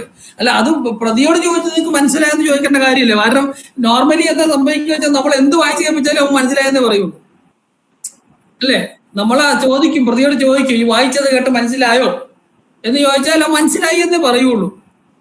അത് നമുക്കറിയാലോ, ശരിക്കും പ്രതിക്ക് മനസ്സിലായിട്ടാണോ പറയണത്? പ്രതിക്ക് മനസ്സിലായല്ലോ, പ്രതിയുടെ വക്കീലിന് മനസ്സിലായാലും മതിയല്ലോ. നോർമലി ഏതെങ്കിലും ഒരു പ്രതി കോടതി വായിച്ചു കേട്ട് നീക്ക് വായിച്ചു കേട്ട് മനസ്സിലായില്ല എന്ന് പറഞ്ഞാൽ അവന്റെ അവസ്ഥ എന്തായിരിക്കും അറിയാവൂ? ആ കേസ് മിക്കവാറും മാറ്റി വെച്ചിട്ട് 5 മണിക്കേ വിളിക്കുള്ളൂ. പിന്നെ അല്ലെങ്കിൽ നിങ്ങൾക്ക് അയാൾക്ക് മനസ്സിലായില്ലല്ലേ എന്ന് പറഞ്ഞിട്ട് വീണ്ടും നന്നായിട്ട് മനസ്സിലാക്കി ആരെങ്കിലും വായിക്കൂ. അപ്പൊ പ്രതിഭാഗം വക്കീല് നേരത്തെ തന്നെ പറയും, കോടതി ഇങ്ങനെ ചോദിക്കും, ഏതാ വായിച്ചു കേട്ടു, മനസ്സിലായി, ഇതിൽ പറയുന്നത് കുറ്റം ചെയ്തിട്ടുണ്ടോ ഇല്ല എന്ന് പറയും നോർമലി. അല്ല, അത് പ്രതിയുടെ കേട്ടിട്ടല്ല ഇത് എഴുതേണ്ടത്, നമ്മള് സെൻസ് വെച്ചിട്ട് ചെയ്യേണ്ട കാര്യങ്ങളാ. അതാ ഞാൻ പറഞ്ഞത്, അത് നമ്മൾ ഷെഡ്യൂൾ നോക്കിയാൽ മതി. ഈ എല്ലാ ഒഫൻസിന്റെയും ഷെഡ്യൂളിൽ പറയുന്നുണ്ട്. എനിക്ക് തോന്നുന്നത് നമ്മുടെ എന്താണ് IPCയുടെ മറ്റേ ഗൗറിന്റെ ഒക്കെ ബുക്കില് എല്ലാ സെക്ഷന്റെ കൂട്ടത്തിലും ചാർജിന്റെ മോഡൽ കൊടുത്തിട്ടുണ്ട്. മനസ്സിലായില്ലേ? ആ മോഡൽ വെച്ചിട്ട് എഴുതിയാൽ മതി.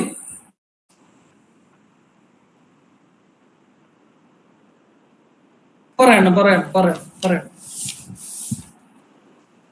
ഇപ്പൊ അതാണ് പറഞ്ഞത്. ഇപ്പൊ ചീറ്റിംഗ് കേസിൽ സാധാരണ ഇപ്പോ ഒരാളെ ഗൾഫിൽ കൊണ്ടുപോകാം എന്ന് പറഞ്ഞ് വിശ്വസിപ്പിച്ചിട്ട് 2 ലക്ഷം രൂപ കൈപ്പറ്റി. എന്നാൽ കൈപ്പറ്റിയ ശേഷം അയാള് എനിക്കൊരു എന്താ പറയുക, അന്ന് തന്നെ ഒരു ഫോർജഡ് ആയിട്ടുള്ള വിസ അടിച്ച് തന്നു എന്നാണ് കേസെങ്കിൽ അത് ചീറ്റിംഗ് ആയല്ലോ. ചീറ്റിംഗ് ആണ്, ക്ലിയർ ചീറ്റിംഗ് ആണ്.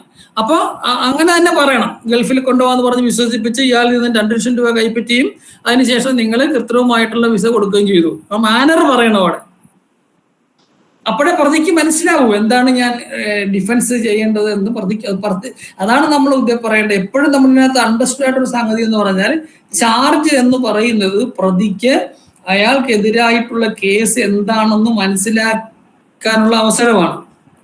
അത് നമ്മളിനി അത് വിശദമായിട്ട് പഠിക്കും. കാരണം ചാർജിൽ ഒരു എറർ വന്നാൽ പോലും കോടതികൾക്ക് അത് ആ എറർ നോക്കേണ്ട കാര്യമില്ല.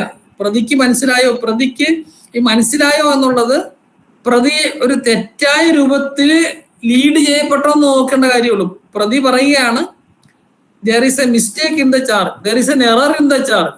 അങ്ങനെ പറഞ്ഞാലൊന്നും പറ്റൂല. ആ എറർ കൊണ്ട് I was misled in making my defense എന്ന് പറഞ്ഞാലേ നിൽക്കുള്ളൂ. അപ്പൊ നമ്മൾ കുറച്ചുകൂടി അടുത്ത സെക്ഷൻസ് ഒക്കെ വരുമ്പോൾ പഠിക്കും നമ്മൾ. കാര്യം ഒഫൻസ് ചാർജ് ചെയ്ത ഒഫൻസ് വന്നിട്ടില്ല, പക്ഷെ പ്രൂവ് ചെയ്ത ഒഫൻസ് ശിക്ഷിക്കാം. അതിന് പ്രത്യേകം പ്രൊവിഷനൊക്കെ ഉണ്ട് ഇവിടെ. വലിയ ഒഫൻസ് ചാർജ് ചെയ്തു, അത് പ്രൂവ് ചെയ്തില്ല, അപ്പൊ ചെറിയ ഒഫൻസ് ശിക്ഷിക്കാം ഈ വിത്തൗട്ട് ചാർജ്. മനസ്സിലായില്ലേ? അപ്പൊ ചാർജ് എന്ന് പറഞ്ഞാൽ പ്രതിക്ക് കാര്യങ്ങൾ മനസ്സിലാകണമെന്നേ ഉള്ളൂ. ആ മനസ്സിലാക്കുന്നതിനകത്ത് എന്തെങ്കിലും ഒരു പ്രിജുഡീസ് വരിക. പ്രിജുഡീസ് എന്ന് എന്താ ഉദ്ദേശിക്കണേ? പ്രിജുഡീസ് എന്ന് പറഞ്ഞാൽ suppose the question is whether accused is put in a situation he is unable to make his defense, അല്ലെങ്കിൽ he is miscarried by the error of charge. അങ്ങനെ പറയണം. അത് വലിയ പാടായിരിക്കും പ്രൂവ് ചെയ്യാൻ. മനസ്സിലായില്ലേ? നമ്മളിനി അടുത്ത വേരിയസ് സെക്ഷൻസ് പഠിക്കുമ്പോൾ അത് ക്ലിയർ ആയിട്ട് ഓരോന്ന് പഠിക്കും. Then next is 237 ആണ്. Weights in charge taken in sense of law under which the offence is punishable. In every charge, the words used describing the offence shall be deemed to have been used in the sense attached to them respectively by law under which the offence is punishable. അത്ര വലിയ important ആയിട്ട് കാര്യമൊന്നുമില്ല. Section പറഞ്ഞു തന്നാൽ അതിനകത്ത് എല്ലാം ഉണ്ട് എന്നല്ല അർത്ഥമുള്ളൂ. ഇനിയാണ് നമ്മൾ നേരെ എന്താണ് ഇഫക്റ്റ് ഓഫ് എറർ. ഏതാ? ഇപ്പൊ ചാർജിനകത്ത് എഴുതിയപ്പം ചില തെറ്റ് വന്നു, അല്ല ഒമിഷൻ ഒക്കെ വന്നു. അങ്ങനെ വന്നാൽ അതിന്റെ ഇഫക്റ്റ് എന്താണ്? Whether the accused is benefited. അതാണ് 238. ഇനി ആരാ വായിക്കും? ആദ്യത്തെ ലക്ഷ്മി എന്ന് വായിക്കും.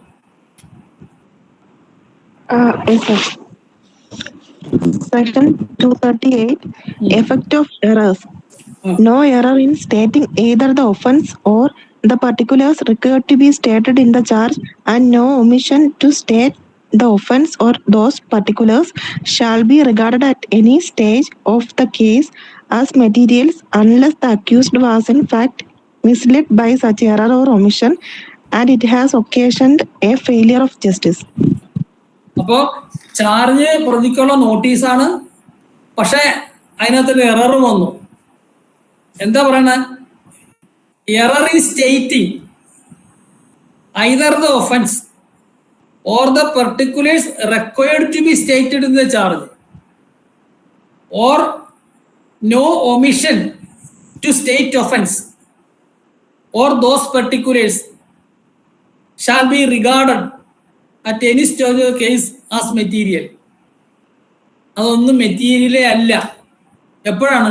unless the accused was in fact misled by such error or omission and it has occasioned failure of justice. അപ്പോൾ ഫെയിലിയർ ഓഫ് ജസ്റ്റിസ് ഉണ്ട് എന്ന് കണ്ടാൽ മാത്രമേ ആ എറർ മെറ്റീരിയൽ ആവുള്ളൂ, അല്ലെങ്കിൽ അത് മെറ്റീരിയൽ അല്ല. ഇല്ലസ്ട്രേഷൻ വായിക്കുമ്പോൾ കുറച്ചുകൂടി ഡീറ്റെയിൽ ആയിട്ട് മനസ്സിലാവും. എന്നാൽ A is charged under section 180 of BNS with having been possession of counterfeit coins, having known at the time when he became possessed thereof that such a coin was counterfeit. The word fraudulently being omitted in the charge, unless it appears that A was in fact misled by this omission, error shall not be regarded as material. അതായത് ഫ്രാഡുലന്റ്ലി എന്നുള്ള വാക്ക് വിട്ടുപോയി ചാർജില്. അപ്പൊ അത് material അല്ല. അയാളെ അത് അത്ര വലിയ മിസ്ലീഡ് ചെയ്തു. അയാള് ഫ്രാഡുലന്റ്ലി അല്ലാത്തതുകൊണ്ട് ഞാൻ മിസ്ലീഡ് ചെയ്യുമെന്ന് പ്രൂവ് ചെയ്യണം. It is very difficult also. അപ്പൊ അതുകൊണ്ട് അത് മെറ്റീരിയൽ അല്ല. Then A is charged of cheating B and the manner in which he cheated B is not set out in the charge. എങ്ങനെ ചീറ്റ് ചെയ്തു എന്ന് പറഞ്ഞില്ല. or set out incorrectly, തെറ്റായിട്ട് പറഞ്ഞു. A defends himself, calls witness and gives his own account of transaction. അതായത് അയാളെ innocence prove ചെയ്യാൻ വേണ്ടി അയാൾ സാക്ഷികളെ വിളിച്ചിട്ട് അയാളുമായി ബന്ധപ്പെട്ട ട്രാൻസാക്ഷൻ പ്രൂവ് ചെയ്യാൻ ശ്രമിച്ചു. The court may infer this that omission to set out the manner of cheating is not material. കാര്യം അയാൾ അത്രയും ഡിഫൻസ് എടുത്തത് കൊണ്ട് അയാള് ഈ എറർ കൊണ്ട് മിസ്ലീഡ് ചെയ്യപ്പെട്ടില്ല എന്ന് കോടതി കണ്ടു. അപ്പൊ മെറ്റീരിയൽ അല്ല.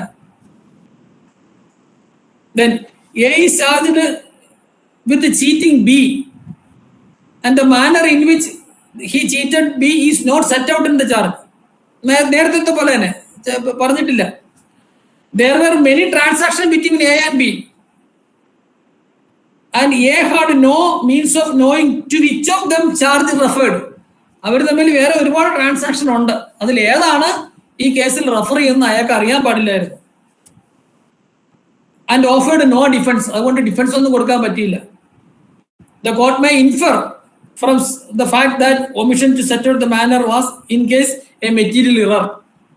എന്തുകൊണ്ടാ? അയാൾക്ക് ഏത് സംഭവത്തെ സംബന്ധിച്ചാണ് അയാളെ ഉത്തരം പറയേണ്ടതെന്ന് അയാൾക്ക് അറിയാൻ പറ്റിയില്ല. അതുകൊണ്ട് അയാൾ ഇന്നസെന്റ് ആണെന്ന് പ്രൂവ് ചെയ്യാനുള്ള സാധനങ്ങളൊന്നും ഹാജരാക്കാൻ പറ്റിയില്ല. അപ്പൊ actually he is mislead by the error. അപ്പൊ അത് മെറ്റീരിയലാണ്. Then A is charged with the murder of Koda Baksh on 21st January 2023. In fact, the murdered person name was Haider Baksh. Charge വന്നത് CODA ബാക്ഷിനെ ജനുവരി 21 2023 ജനുവരി 21 കൊലപ്പെടുത്തിയെന്നാണ് charge. എന്നാൽ കൊല്ലപ്പെട്ട ആളിന്റെ പേര് CODA ബാക്ഷ് എന്നല്ല, ഹൈദർ ബാക്ഷ് എന്നാണ്. And the date of murder was that 20/1/2023. A was never charged with any murder but one. വേറെ ചാർജ് ഒന്നും അയാൾക്കെതിരെ ഇല്ല, ഒറ്റ ആൾക്കാരെ ചാർജുള്ളൂ.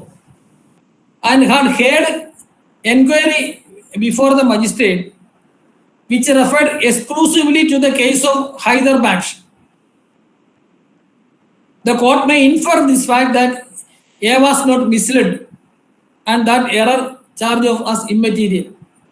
അത് ചാർജ് എറർ ഇമ്മറ്റീരിയൽ ആണെന്ന് കണ്ടു. കാര്യം വേറെ കേസൊന്നുമില്ല, ഈ ഒറ്റ കേസ് മാത്രമേ ഉള്ളൂ. ഇനി അത് തന്നെ വേറെ തരത്തിൽ പറയുന്നുണ്ട് അടുത്തതിൽ. എന്താണ്?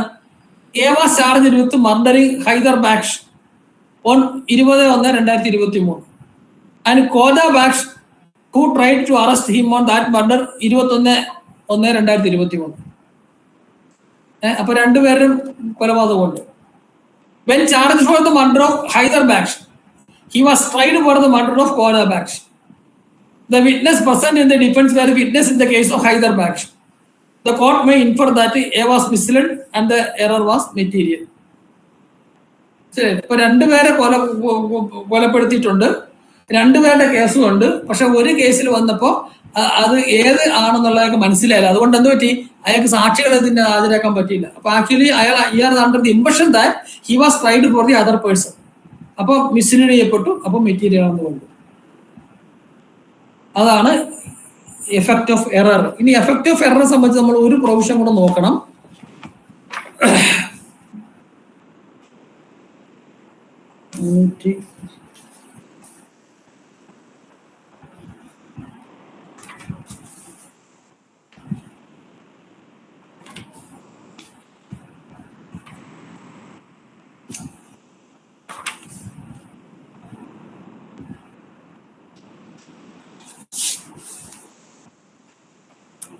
അഞ്ഞൂറ്റി 11 എടുക്കോ? BNSSന്റെ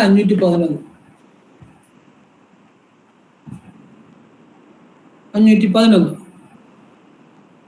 എടുത്തോ?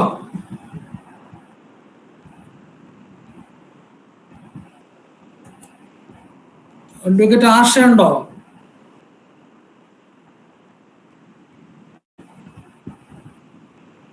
ആർഷ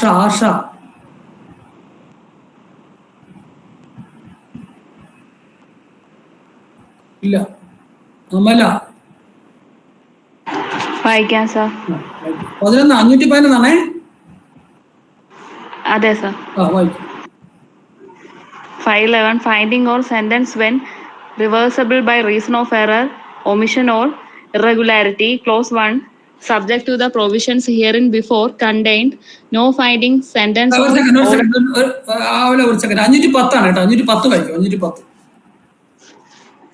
വായിക്കാം sir. 510 effect of omission to frame or absence of or error in charge. Clause 1 no finding, sentence or order by a court of competent jurisdiction shall be deemed to invalid merely on the ground that no charge was framed or on the ground of any error, omission or irregularity in the charge, including any misjoinder of charges, unless in the opinion of the Court of Appeal, confirmation or revision, a failure of justice has in fact been occasioned thereby. Clause 2, if the Court of Appeal, confirmation or revision is of opinion that a failure of justice has in fact been occasioned, it may. Subclause A, in the case of an omission to frame a charge, order that a charge be framed and that the trial be recommenced from the point immediately after the framing. Recommenced. Trial be recommenced. Recommenced from the point of immediately after the framing of charge.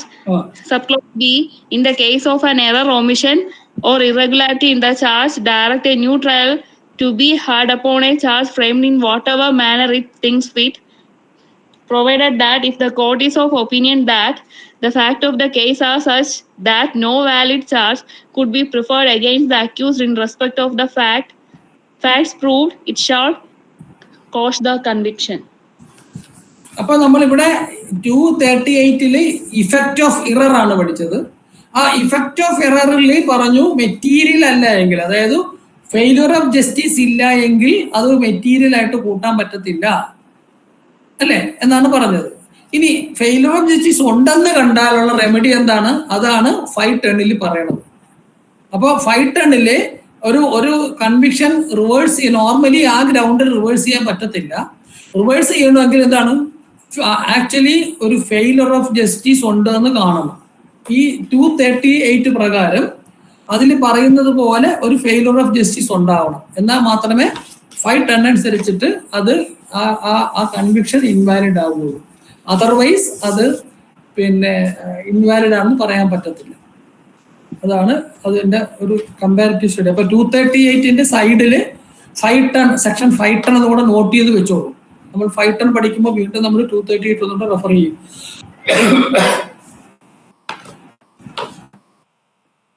അപ്പൊ ഒരു suppose question വരികയാണ്, എന്താണ്, what is the effect of an error in the framing charge, in preparing charge. അപ്പൊ ശ്രദ്ധിക്കേണ്ട കാര്യം എന്താണ്, അപ്പൊ question to be considered is that whether the accused was misled and consequently a failure of justice occasioned, then only that error can be taken as a material one. Otherwise it is not material also. Material ആണെന്ന് കണ്ടാൽ failure of justice ഉണ്ടെന്നെങ്കിൽ 510 പ്രകാരം അത് reverse ചെയ്യാനായിട്ട് പറ്റും. Okay,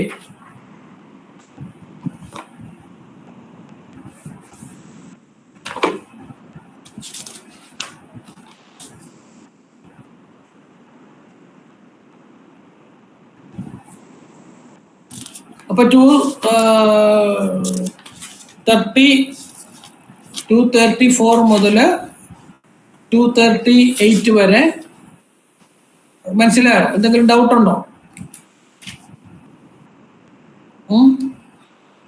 ചെറിയ ചെറിയ ചോദ്യങ്ങൾ വരാൻ സാധ്യതയുള്ള ഏരിയ ആണ്.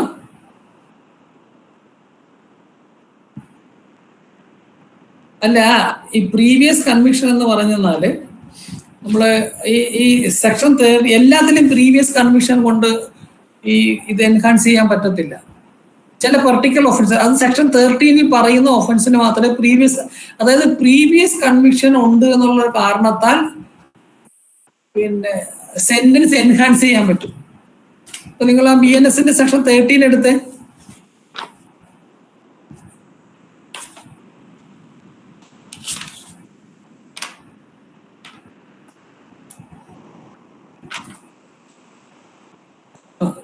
പറഞ്ഞു വെച്ചെന്നാല് ഒഫൻസ് അണ്ടർ ചാപ്റ്റർ 10, എനിക്ക് തോന്നുന്നു മറ്റേ ഈ പ്രോപ്പർട്ടിയായിട്ട് ബന്ധപ്പെട്ടാണെന്ന് തോന്നുന്നു. ഒഫൻസ് അണ്ടർ ചാപ്റ്റർ 10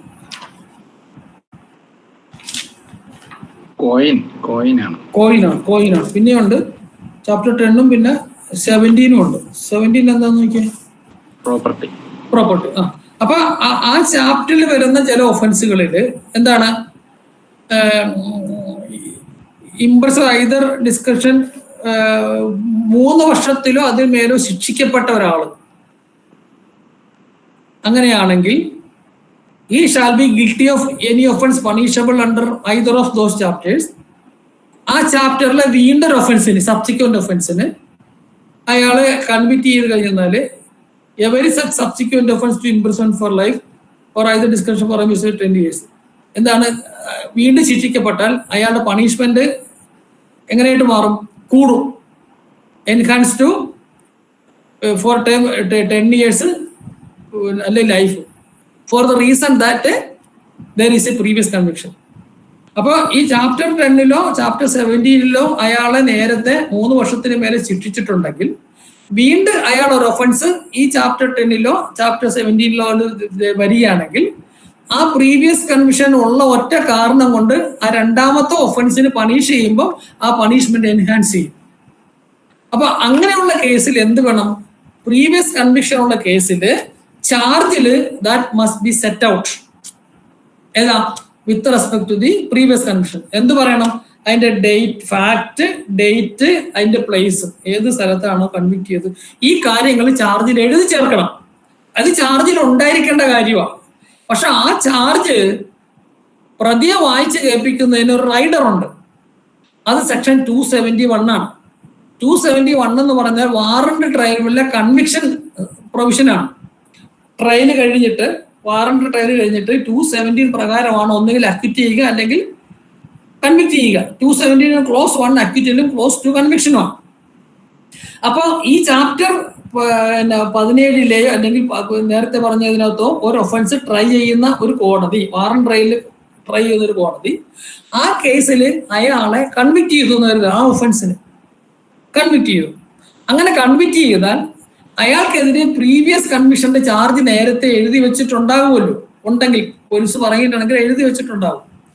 പക്ഷെ ആ എഴുതി വെക്കപ്പെട്ട ചാർജ് പ്രതിയെ ഈ സബ്സിക്വന്റ് ഒഫൻസിന്റെ ട്രയലിന്റെ സമയത്ത് വായിച്ചു കേൾപ്പിക്കരുത്.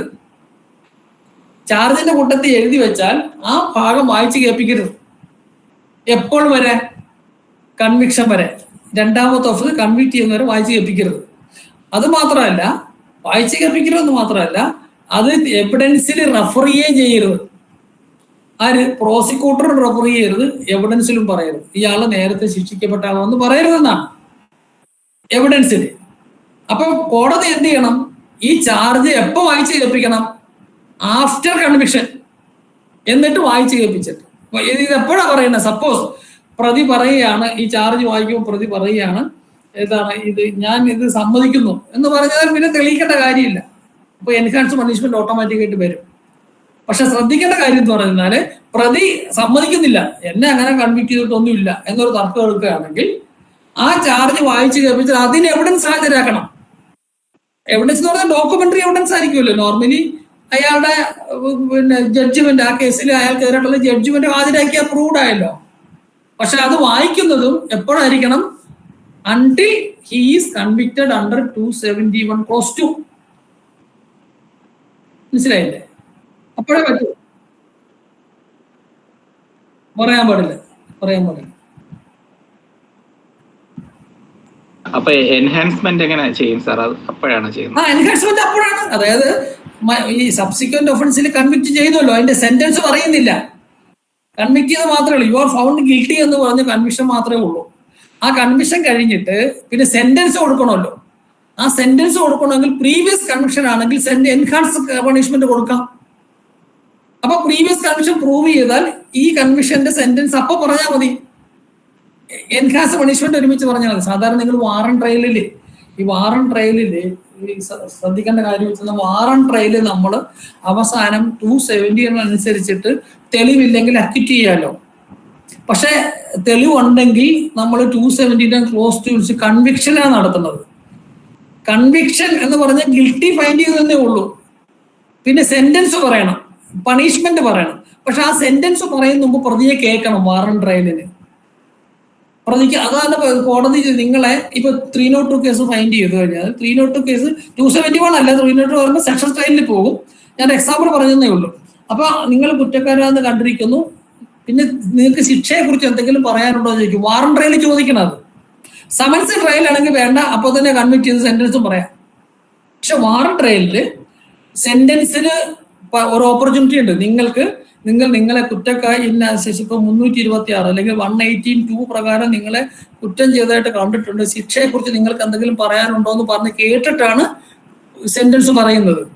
അപ്പൊ ഇവിടെ എന്താ വെച്ചാൽ പ്രീവിയസ് കൺവിക്ഷൻ ഉണ്ടെങ്കിൽ ആ പ്രീവിയസ് കൺവിക്ഷന്റെ ചാർജ് അപ്പൊ വായിച്ചു കേൾപ്പിക്കും. പ്രതി അപ്പൊ സമ്മതിച്ചു കഴിഞ്ഞാൽ പ്ലീഡിംഗ് ഗിൽറ്റി പോലെ തന്നെ എൻഹാൻസ് പണിഷ്മെന്റ് കൊടുക്കും. ഇനി പ്രതി സമ്മതിക്കുന്നില്ല, അങ്ങനെയാണെങ്കിൽ എന്ത് പറ്റും? പ്രോസിക്യൂട്ടർ പറയും നിങ്ങൾ തെളിവ് ഹാജരാക്കാൻ പറയും. അപ്പൊ പ്രോസിക്യൂട്ടർ എന്ത് ചെയ്യും? ആദ്യം ശിക്ഷിച്ചതിന്റെ ജഡ്ജ്മെന്റ് സർട്ടിഫിക്കറ്റ് കോപ്പി ഹാജരാക്കി വെരിഫൈ ചെയ്ത് ഇയാൾ തന്നെയാണെന്നുണ്ടെങ്കിൽ പ്രൂവ്ഡ് ആയി. അപ്പൊ എന്ത് വരും? അപ്പോ ഈ 13 പ്രകാരം എൻഹാൻസ് പണിഷ്മെന്റ് കൊടുക്കും. മനസ്സിലായില്ലേ? അല്ല, ചാർജിൽ എഴുതാം, പക്ഷെ വായിക്കാൻ പാടില്ല. വായിച്ചു കേൾപ്പിക്കരുത്.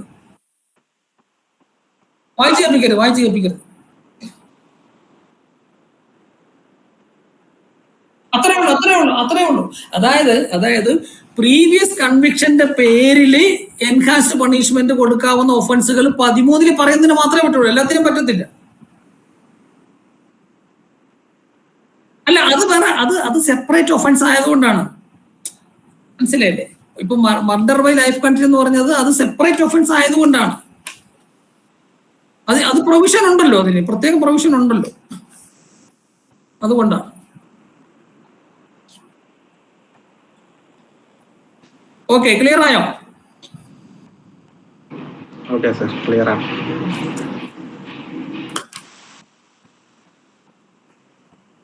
ഇനി ഞാൻ ചാർജിന്റെ നമ്മളിനി സബ്സിക്വന്റ് ആയിട്ട് പഠിക്കും. അതായത് ചാർജ് ഈ ഒഫൻസ് പ്രൂവ്ഡ് എന്നൊക്കെ പറയുന്നതിനകത്ത് ചില ഇത് വരും.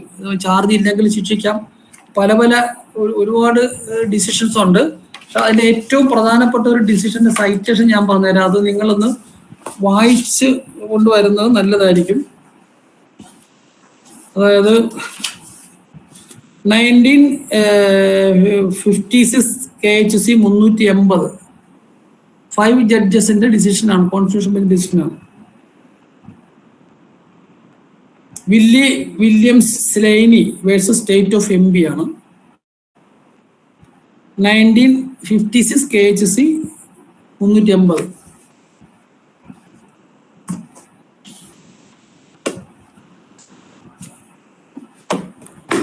ഓക്കെ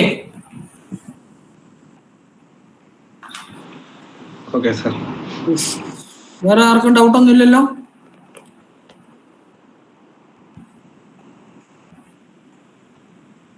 നിങ്ങൾ ഞാൻ പറഞ്ഞ ഫോം 32 ഒന്ന് വായിച്ചു നോക്കിയാൽ കുറച്ചുകൂടി നമുക്ക് എങ്ങനെയാണ് ചാർജ് എഴുതേണ്ടതെന്ന് മനസ്സിലാവും.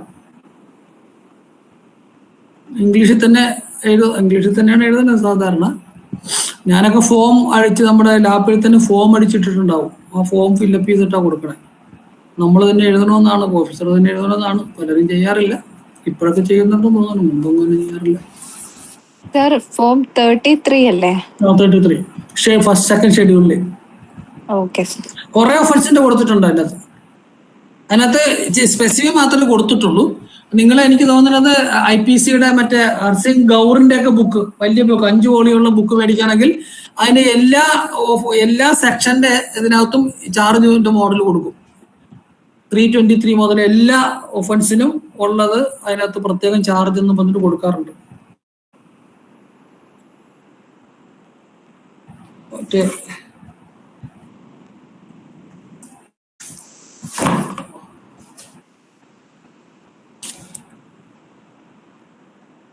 ഡോക്ടർ സർ ഹരിസിംഗ് ഗൗർ, ഇതാണ് ബുക്ക്. 4 വോളിയുണ്ട്. അതിലെല്ലാ സെക്ഷന്റെയും കൊടുത്തിട്ടുണ്ട്. കൃത്യമായിട്ട് മനസ്സിലാവും. BNS അതിന്റെ ഫോം കാണിയില്ല. BNS ഫോം ഉണ്ടെങ്കിൽ മറ്റേ ഇതുപോലത്തെ നോട്ടുള്ള വലിയ ബുക്ക് വേണ്ടാണ്. പക്ഷെ മറ്റേ നമ്മുടെ ഇപ്പോഴത്തിനകത്ത് വരാൻ സാധ്യത വളരെ കുറവാണ്. പഴയ IPC കാണും.